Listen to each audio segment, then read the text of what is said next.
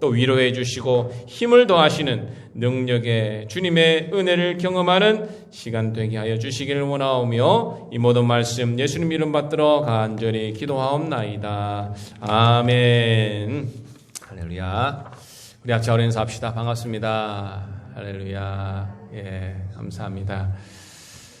잘 지내셨습니까, 여러분? 예, 꽃샘추위가 시작되어서 봄이지만 좀 춥습니다. 그죠? 예, 바깥도 입고 오시고 하셨는데, 예, 봄이, 따뜻한 봄이 되었다가 또 추웠다가, 그러다가 이제 확 봄이 오게 되어지고 날씨가 아주 또 따뜻하게 좋아질 줄 믿고 건강 관리 잘 하시는 여러분 되시길 바랍니다. 자, 오늘 말씀은 진리를 성취하라. 뭐라고요? 진리를 성취하라 라고 하는 말씀을 가지고 함께 말씀을 증거하도록 하겠습니다. 최근에 읽고 있는 책이 있는데 그 책을 통해서 새로운 시각, 그리고 좀 알고 있었지만 어렴풋이 알고 있었지만 좀 확실하게 알게 되어지는 그러한 책이 있었습니다.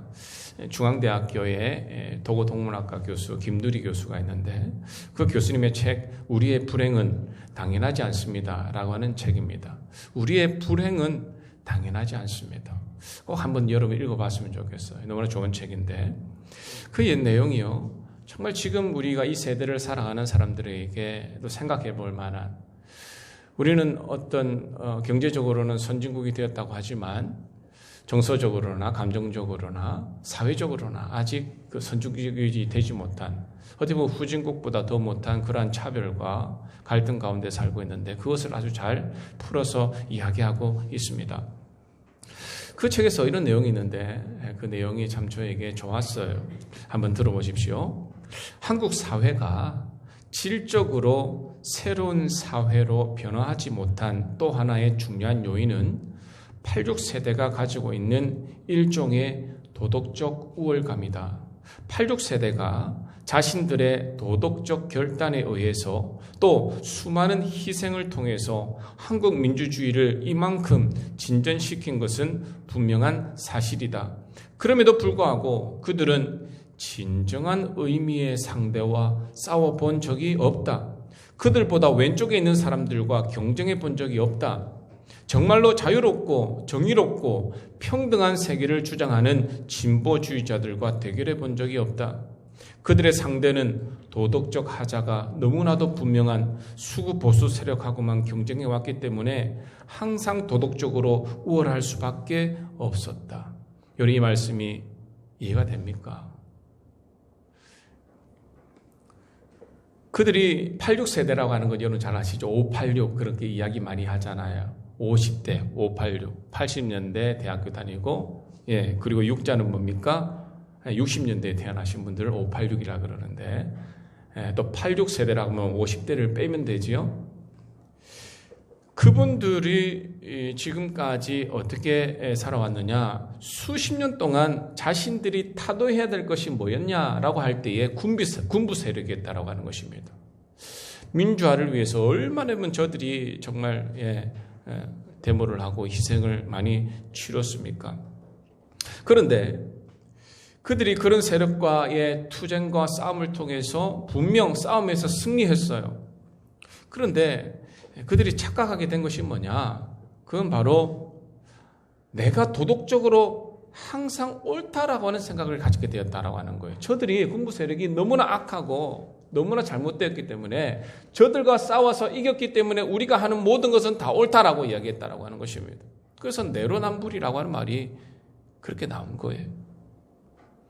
그리고 그 책에서 김두리 교수가 다시 또 이렇게 이야기합니다. 자기들보다 도덕적으로 우월한 진영과 싸워본 적이 거의 없는 상태에서 그들의 내면에 뿌리내린 깊은 도덕적 우월감은 그들을 무능하게 했다. 정확하게 이야기하는 것 같아요. 누구를 비판하는 것이 아니라 지금 우리 사회가 이제는 정말 성장하고 그런 부분에서 좀 떠나서 성숙해야 된다라고 하는 의미인 것 같아요. 도덕적 우월감이 그들을 무능하게 했대요. 결국 저들이 국민들의 심판을 받게 되어지는 이유가 무엇이었습니까? 무능이라고 이야기하잖아요. 무능했다. 저는 이 부분을 읽으면서 오늘 우리가 있을 임직, 그리고 우리 교회 구성원, 저를 한번 생각해 보게 되었습니다. 이 김두리 교수가 뭐라고 이야기했습니까? 그들은 진정한 의미의 상대와 싸워본 적이 없다라고 이야기했어요. 진정한 의미의 상대와 싸워본 적이 없다. 그래서 저는 이렇게 스스로 질문을 던졌습니다. 내가 그리스도인이 되고 난 후에 진정으로 진심으로 참된 그리스도인이 되보려고 했는가? 내가 주님을 만나고 난 다음에 정말 말씀대로 한번 살아보고 그 말씀대로 순종하고 진심으로 주님의 제자로서의 삶을 살면서 천국을 경험하려고 얼마만큼 최선을 다해 보았는가? 진리 안에서 주님 안에서 살려고 모든 것을 한번 바쳐봤는가? 그런 질문을 한번 해보게 되었다라고 하는 겁니다. 왜? 86세대가 진심으로 정의를 위하여 진정한 의미와 상대를 해봤는가? 그들과 싸워서 승리해봤는가? 그게 아니라 그 당시는 어쩔 수 없는 거 아니겠어요? 그죠? 군부 세력과 싸워서 이기게 되니까 그것밖에 안 보인 거죠. 그렇기 때문에 그들의 틀, 프레임이 갇혀가지고 그것밖에 볼 수 없는 시각이었다라고 하는 겁니다. 그래서 우리들도 그런 시각을 지금 가지고 있는 것이 아닌가라고 하는 거예요. 우리가 정말 주님 안에서 살려고 하는 그 몸부림이 우리 가운데 있는가라고 하는 겁니다.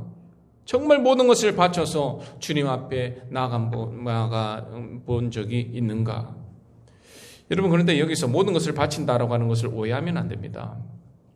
참된 그리스도인이 되는 것, 그것이 나의 재산을 바치고 모든 시간을 바치고 가정을 버리고 교회 생활에만 올인하는 것을 의미하는 게 아니에요. 우리는 주님의 말씀을 왜곡할 때가 많습니다. 그 중에 한 말씀이 나를 부인하고 십자가를 지고 나를 따르라 라고 하는 말씀이에요. 나를 부인하고 십자가를 지고 나를 따르라. 이 말씀을 통해서 수많은 주님의 제자들이 발생한 것은 맞아요. 하지만 정말 그 의미를 잘 깨닫고 주님을 따랐는가 한번 생각해 볼 필요가 있습니다. 한 3주 동안 임직 대상자와 함께 성경 공부를 했는데 그 교재에서 이 내용을 다루었어요. 나를 부인하고 십자가를 지고 나를 따르라 라고 하는 말씀. 근데 나를 부인하고 라고 하는 그 부인의 의미는 뭔가? 그럼 나를 부인한다라고 하는 것은 내가 지금까지 쌓아 올린 것을 한 방에 주님의 말씀 때문에 무너뜨리고, 물론 나의 자아, 나의 교만, 나의 잘못됨 이런 건 내려버리고 하나님 앞에 깨어져서 나가는 건 맞지요.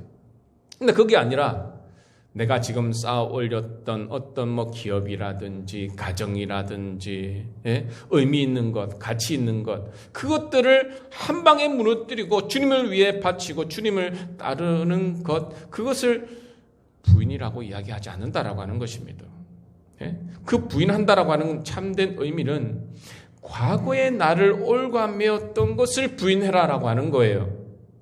마귀는 계속 우리에게 이야기합니다. 야, 예수 믿어도 그냥 예전 것, 그 죄악 그냥 해도 괜찮아. 거짓말 계속해. 사기 계속 쳐. 계속 죄 지어. 괜찮아. 너 구원받았잖아. 예수 믿는다며. 마귀는 계속 우리에게 이것을 이야기한다라고 하는 것입니다. 끊임없이 우리에게 이야기하는 거예요. 그런데 우리는 무엇을 부인해라고요? 이것을 부인해라라고 하는 거예요. 다른 걸 부인해라고 하는 것이 아니라. 그래서 바울은 이것을 특별히 육체의 일이라, 이 육체의 일을 버리라 라고 이야기하는데 갈라디아서 5장 19절에서 21절 이렇게 이야기합니다. 무엇을 부인해야 되느냐? 육체의 일은 분명하니 곧 음행, 더러운 것, 호색, 우상숭배, 주술, 원수 맺는 것, 분쟁, 시기, 분냄, 당 짓는 것, 분열, 이단과 투기, 술 취함, 방탕, 이런 것을 부인해라라고 하는 거예요, 여러분. 이런 것을. 너희는 자신을 부인하고 십자가를 지고 나를 따르라 라고 했을 때 그 부인은 바로 이런 것을 부인해라라고 하는 겁니다. 그러니까 예를 들어서 우리가 예전에 내가 술을 많이 마셨어요. 알코올 중독자처럼 많이 마셨어요. 예수를 믿었어요. 예수를 믿었는데 또 어떻게 술이 세상 말로 당기지 않습니까? 술을 조금 마셔요. 그러면 마귀가 또 이야기합니다. 그거 마셔도 돼. 그거 그 구원과 아무 상관이 없어. 계속 마셔. 괜찮아. 너 예수 믿었잖아. 라고 이야기한다라고 하는 거예요. 그때 무엇을 부인하라고? 아니야. 나는 지금 잠시 또 이 술에 취해서 내가 잠시 졌지만 아니야. 나는 이겨내야 돼. 이걸 부인해야 돼. 나는 예수 믿고 새 사람이 되었어. 라고 하는 말씀을 가지고 주를 따라라라고 하는 것이다라고 하는 겁니다. 그런데 우리는 이것을 잘못 알고 무엇을 부인하려고 합니까? 내가 하기 싫은 것을 부인하려고 해요. 예? 많은 사람들이 그런 생각을 하지 않습니까? 자기를 부인하고 십자가를 지고 나를 따르라 라고 이야기했을 때 뭐를 부인한다고요? 내가 하기 싫은 것을 부인할 때가 많아요. 내가 하기 싫은 것. 즉 가장으로서 돈 버는 것. 하기 싫잖아요. 아유 때려치고 신학교나 갈까? 또 아내로서 가정을 섬기는 것. 얼마나 귀찮습니까? 애들 뒷바라지 해야지요. 남편 뒷바라지 해야 되지요. 아이고 이거 부인해라 그랬는데 이거 다 부인하고 나는 그냥 교회 가서만 그냥 기도만 할래. 성경 공부만 할래. 학생은 또 뭡니까? 공부하지 않고 나 공부 싫어. 네? 공부하기 싫고 자기를 부인해라 그러니까 나 이거 싫고 그냥 좀 그냥 편히 살다가 그냥 아르바이트 좀 하다가 편의점 아르바이트 하다가 그냥 뭐 시집갈래. 여러분 우리는 보통 내가 하기 싫은 것을 부인하고 주님을 따르기를 원한다라고 하는 것인데 그런 절대 하나님께서 원하시는 것이 아니다라고 하는 것입니다. 그것은 옳은 것이 아니에요. 그런 것들을 버리고 즉 가장으로서 돈 버는 거 버리고 아내로서 가정을 섬기는 거 버리고 학생으로서 공부하지 않는 것을 버리고 십자가를 지고 주님을 따른다고요? 아닙니다 여러분. 그 십자가를 따르는 것이 아니에요. 다 서로에게 피해를 주는 것이에요.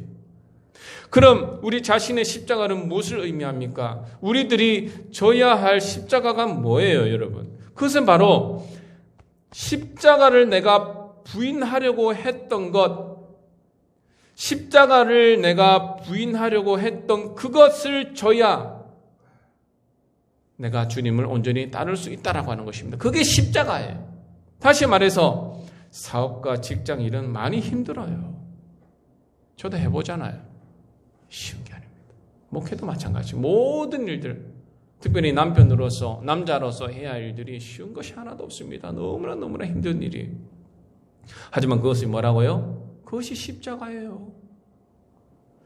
가정에서 아이를 돌보고 살림하는 것도 참으로 힘이 듭니다. 학교에서 공부하고 경쟁하는 것도 너무나도 힘이 들어요. 그러나 그것이 뭐라고요? 그게 내 십자가예요. 우린 착각할 때가 많습니다. 잘 다니던 직장을 그만두고 신학교 가고 주님을 따른다고요? 그거 아니에요. 물론 특정한 사람에게 하면 그 한두 명 그럴 수 있어요. 하지만 그렇게 되면 가정은 누가 돌봅니까? 아내가 나가서 일해야 됩니까? 아니잖아요. 아이들과 부인은 어떻게 살아갑니까? 아내가 또한 아이들을 방치하고 남편을 섬기지 못하고 이거 너무 귀찮아. 너무 귀찮아. 난 교회만 가고 은혜만 받을래. 그러면 어떻게 됩니까? 이혼하지요. 남편이 누가 그렇게 좋다 합니까? 편하게 살고 싶으면 편하게 살고 싶다고 교회만 가서 난 기도만 할래. 말씀만 들을래. 그 십자가 따르는 길 아니다라고 하는 겁니다. TV에 보면 돌싱들이 나와서 너무 자유로워요. 너무 좋아요. 이야기하잖아요. 여러분 속지 마십시오. 그래 나도 자유롭게 살고 싶어. 나도 돌싱하고 싶어. 나도 나이가 많이 들면 항운 이혼하고 싶어. 여러분 다 그런 이야기하고 있는데 마귀가 주는 마음입니다. 자유로울까요? 정말? 성경은 여러분 그렇게 하지 말라고 하는데 세상은 자꾸 괜찮다고 좋다고 이야기하잖아요. 그 십자가를 지고 따르는 길이 아니지 않습니까? 아이들이 공부가 힘들다고 교회만 있으려고 한다고 한다면 그것도 잘못된 생각이다라고 하는 것입니다. 여러분 우리가 십자가를 지고 주님을 따른다고 하는 것은 오늘 우리가 다니엘서를 읽었는데 다니엘처럼 하나님의 말씀 안에서 정말 살아보려고 발동을 치는 모습, 그것이 바로 주님을 따른다라고 하는 것 아니겠습니까?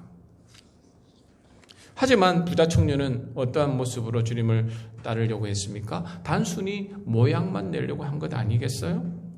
그리스도인들이 이렇게 모양만 내고 있다고 한다면 당연히 세상은 가장 먼저 그것을 알아차리고 우리를 무시하고 외면할 것입니다. 주님께서 이 청년에게 뭐라고 이야기했습니까? 네가 가진 것을 다 팔아서 가난한 자에게 나눠줘라 라고 이야기했습니다. 그 말씀을 또 우리는 어떤 사람들은 왜곡해서 내가 가진 거 다 팔아서 다 줘야 되나? 그래야 예수님께서 나를 천국으로 인도하실까? 물론 그렇게 감동이 되시는 분은 그렇게 하셔도 돼요. 하지만 진정으로 주님께서 이야기하는 것은 그게 아니에요. 그게 뭡니까? 네가 진심으로 나를 따를 수 있겠는가라고 하는 거예요. 다 버리고 나를 따를 수 있겠는가? 근데 버린다고 하는 것은 모든 것을 다 그냥 제쳐놓고 주님만 따르겠습니다. 그게 아니라 우선순위. 진심으로 나를 따를 수 있겠는가? 그것을 주님께서는 물어보는 것이에요. 말로는 이 부자 청년이 율법을 다 지켰다고 하지만 율법의 진정한 의미는 뭡니까? 사랑입니다. 하나님 사랑하는 것이고 이웃을 사랑하는 거예요. 그 자신이 율법을 잘 지켰는지 몰라도 그를 통해서 주위 사람들이 덕을 입거나 은혜를 입거나 사랑을 입지 못한다고 한다면 그것은 자신만을 위한 율법이요 계명이다라고 하는 것입니다. 그래서 주님은 그것을 잘 아시는 거예요. 부자 청년에게 야, 네가 부족한 부분이 그것이다. 너의 십자가가 바로 그거야.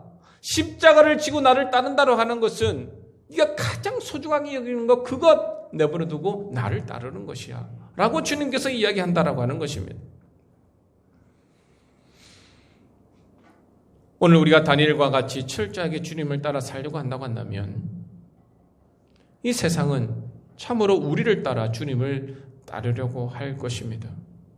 다니엘은 오늘 어떻게 하나님을 따릅니까? 여러분 내용을 한번 보십시다. 다니엘서 6장 한번 보세요. 자, 6장 말씀 한번 보십시다.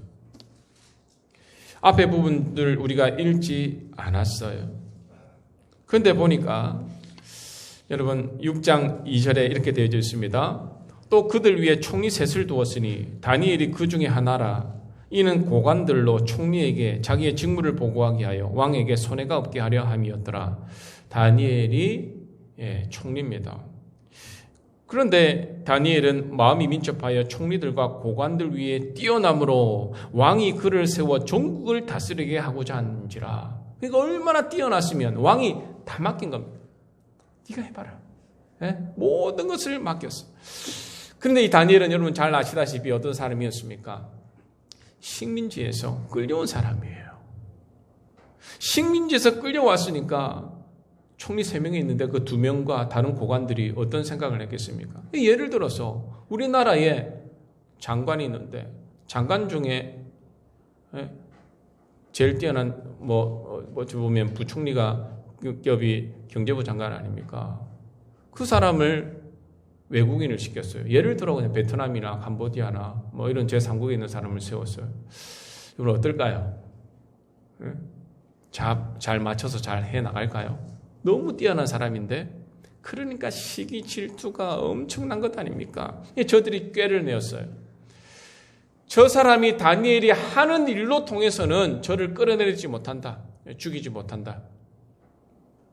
무엇으로 죽게 되냐? 그것은 하나님의 율법에서 근거를 찾아야 된다. 그래서 5절에 그렇게 이야기합니다. 이 다니엘은 그 하나님의 율법에서 근거를 찾지 못하면 그를 고발할 수 없으리라 하고 뭐라고 이야기합니까? 왕에게 가서 법률을 세워 금령을 전하실 것을 이야기하고 있습니다. 30일 동안 왕 외에 어떤 신에게나 사람에게나 무엇을 구하면 사자굴에 던져 넣자라고 하는 거예요.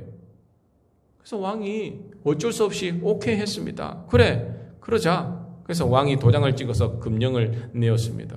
그런데 여러분 잘 아시다시피 10절 한번 보십시다. 어떻게 했는지.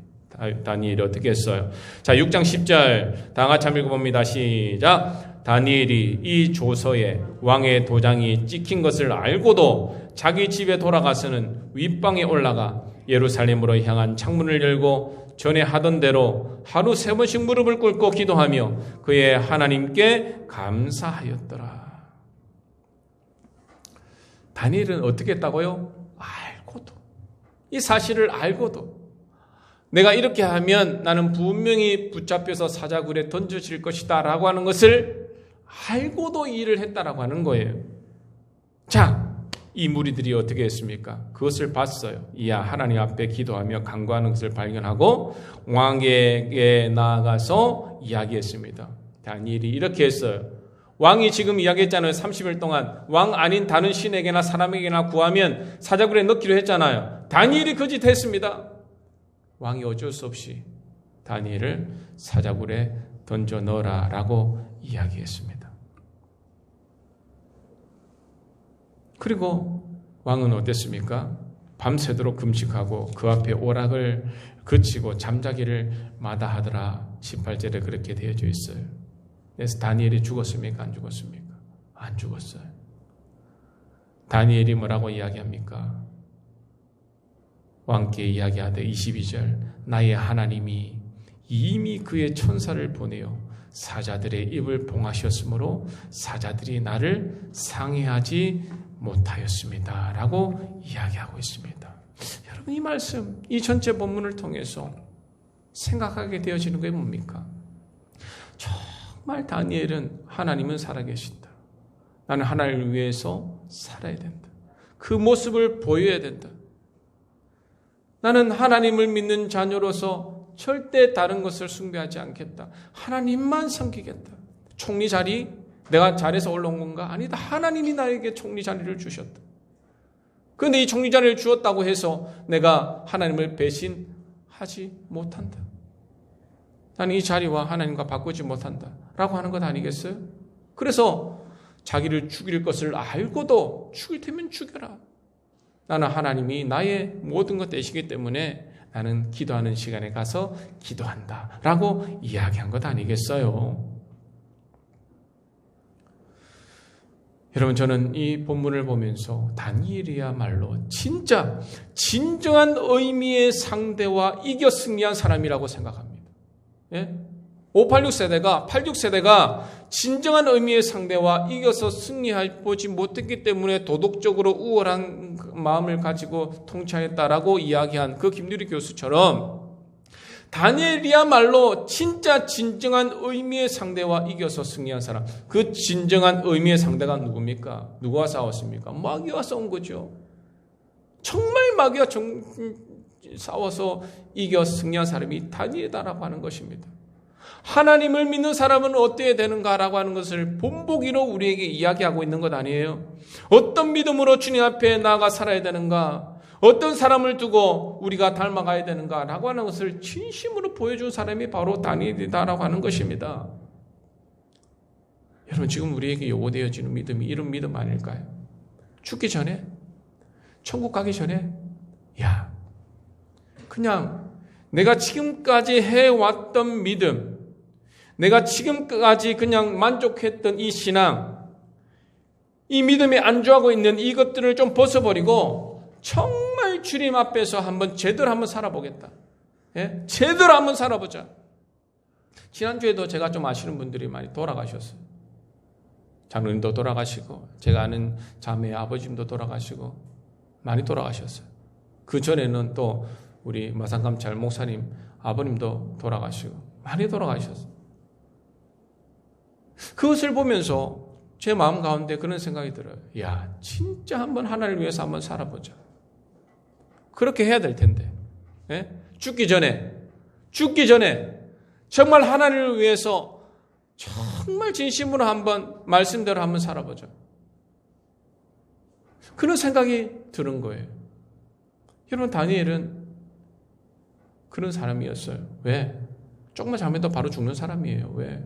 식민지에서 데려온 사람 아닙니까?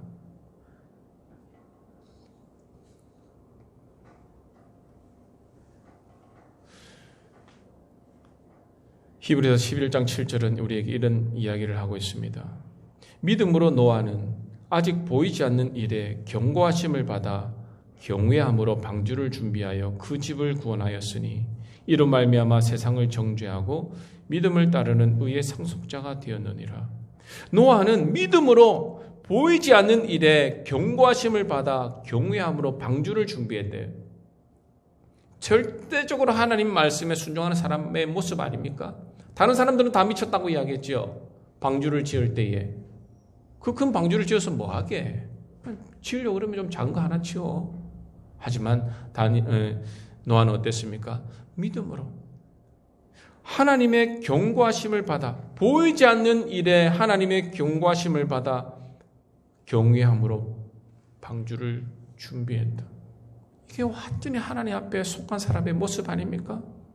믿음으로 아브라함은 부르심을 받았을 때에 순종하여 장래의 유업으로 받을 땅에 나아갈새 갈 바를 알지 못하고 나아갔으며, 갈 바를 알지 못하고 주님의 말씀에 따라서 가버렸다. 정말 주님 앞에 붙들린 자의 모습이 아니냐라고 하는 것입니다. 사랑하는 성도 여러분, 이렇게 신앙의 절대를 위해서 우리는 얼마만큼 열정을 내고 있는가라고 하는 거예요. 다니엘과 같은 신앙, 아브라함과 노아와 같은 그런 절대적인 주님 앞에 신앙을 갖기 위해서 우리는 얼마만큼 하루하루를 살아내고 있는가라고 하는 말씀입니다.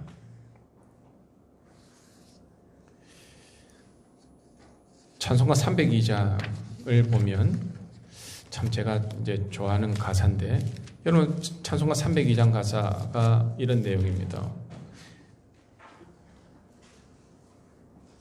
내 주 하나님, 넓고 큰 은혜는 저 큰 바다보다 깊다.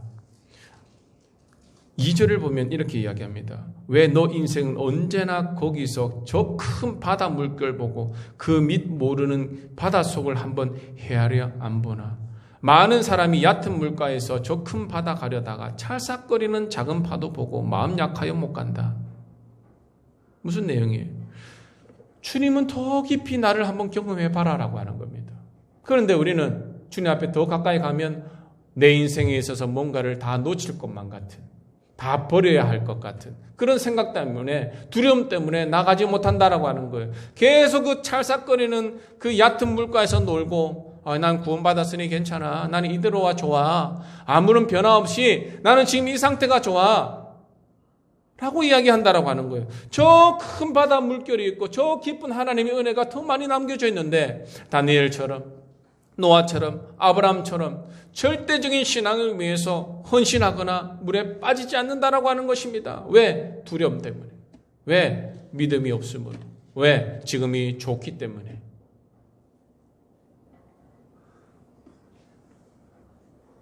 여러분, 우리가 너무 얕은 물가에서 안전하게 살려고 하는 것 아닙니까? 나같이 믿음 생활 잘하는 사람이 어디 있어? 이 정도만 해. 여러분, 아주 교만한 사람의 말입니다. 우리는 하나님께서 직분을 주신 사람들이, 그렇다면 그 직분에 어울릴 신앙인이 되어야 된다라고 하는 겁니다. 행동과 마음과 그 뜻이 하나님께서 원하시는 분량으로 계속 채워져야 된다라고 하는 거예요.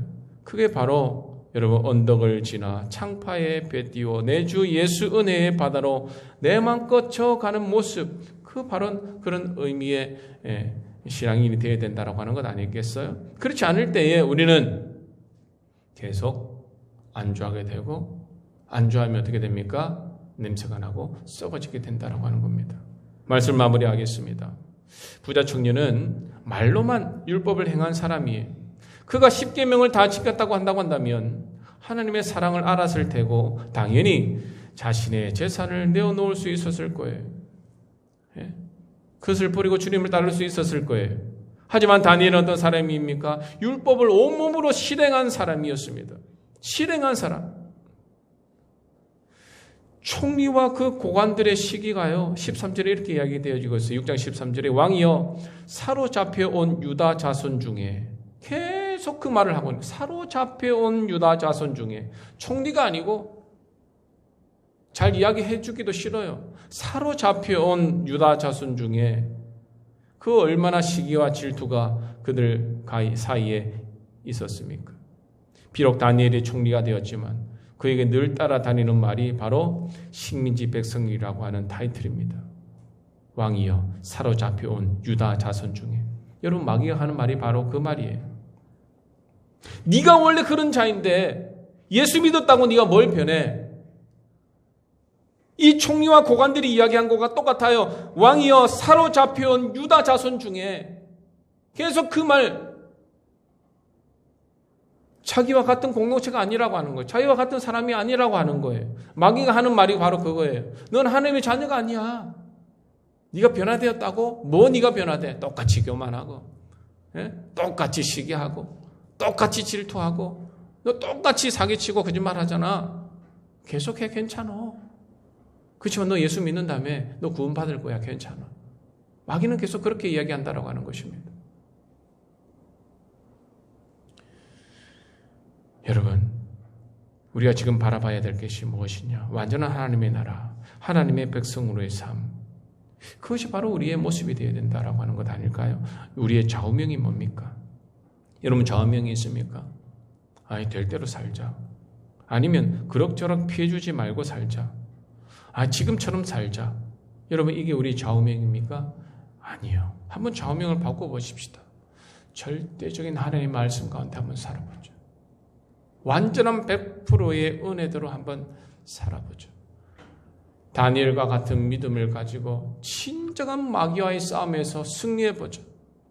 육체적인 것에서 벗어나 영적으로 하나님 앞에서 완전히 합해지는 모습으로 한번 살아보자. 죽기 전에 한번 해보자라고 하는 거예요. 죽기 전에. 이것이 바로 우리가 다니엘과 부자 청년을 보면서 우리에게 하시는 말씀, 하나님의 말씀이 아닐까라는 생각을 합니다. 자, 그래서 오늘 우리 임직 받으시는 분, 그리고 이미 또 임직을 받으신 분, 그리고 앞으로 임직을 받아야 할 분들, 교회가 그렇지 않습니까? 너무나 좋은 날이에요. 하지만 우리는 정말 생각해 봐야 됩니다. 정말 생각해 봐야 돼요. 무엇을 생각해 봐야 됩니까? 진정한 의미의 상대와 이겨서 승리한 적이 있는가? 지금도 그런 상대와 싸워서 영적 전쟁을 통해서 내가 십자가를 지고 따르려고 하고 있는가? 너무나 중요한 메시지입니다. 여러분, 너무 안주하지 마세요. 안주하지 마세요. 마귀는 계속 안주해라라고 이야기합니다. 그냥 행복을, 지금의 그 행복을 느끼고 그냥 즐겨라고 이야기만 하고 있습니다. 아닙니다, 여러분. 아니에요. 어떻게 하면 더 잘 믿을 수 있을까? 어떻게 하면 큰 믿음을 가지고 주님을 잘 섬길 수 있을까? 어떻게 하면 교회를 정말 하나님께서 기뻐하시는 교회로서 내가 섬길 수 있을까? 최고의 것을 어떻게 하면 드릴 수 있을까? 이런 그것으로 우리의 마음이 열정이 타올라야 된다라고 하는 겁니다. 그게 교회예요. 그게 바로 여러분을 불러주신 하나님의 진정한 여러분 부르심의 의미다라고 생각하시면서 그렇게 살아가시는 우리 모두가 되었으면 좋겠습니다. 기도합시다. 주님 아버지 감사합니다. 진리를 성취하는 죄들 되게 하여 주옵소서. 진리만 바라보고 아는 죄들 되지 말게 하시고 알면서 실행하는 우리 모두가 되어지기를 하나님 원합니다. 참된 진리의 말씀을 붙들고